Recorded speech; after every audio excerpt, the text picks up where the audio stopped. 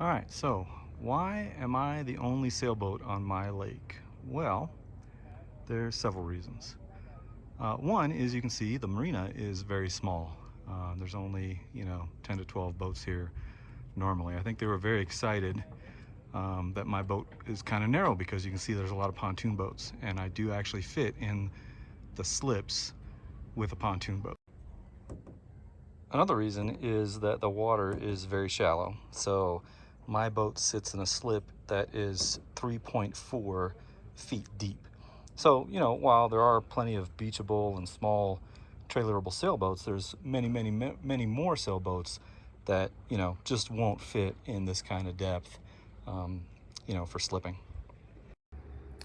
I think another factor is that, this lake is in central Colorado, and so there's no population centers in central Colorado. Most people live in, Denver, Colorado Springs, Pueblo. And so, a lot of folks just don't want to make the drive out here. I drive about an hour and 45 minutes each way to get out here from my house. So, for me, it's worth it, but I think for a lot of people, they want to be closer to their boat. And there are other options that are closer to the population centers, like Lake Pueblo, like Chatfield, Carter Lake, all those kinds of places that are along, the front range, along the highway, basically. Another factor is the short season, right? So this is the 10th of September. It's only going to be 68 degrees today, and the marina closes on the 15th, Friday. So, it's basically a 90-day season at this marina. And so, there are other options that, again, they're not as high of altitude. I'm at 8,900 feet right now. So some of the lakes closer to Denver and Pueblo are lower in elevation and thus warmer. They ice over later, if they ice over at all. Lake Pueblo is open all year.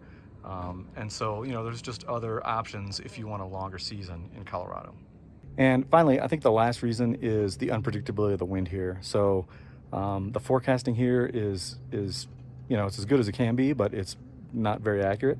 And so, if you're at a lake that's closer to where you live and the weather's bad, you just go home and try another day.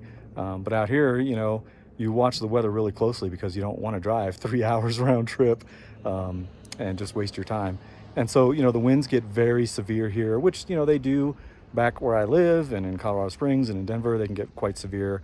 But, out here, it's very unpredictable. The winds get very high. And, a lot of sailors just don't want to take that risk.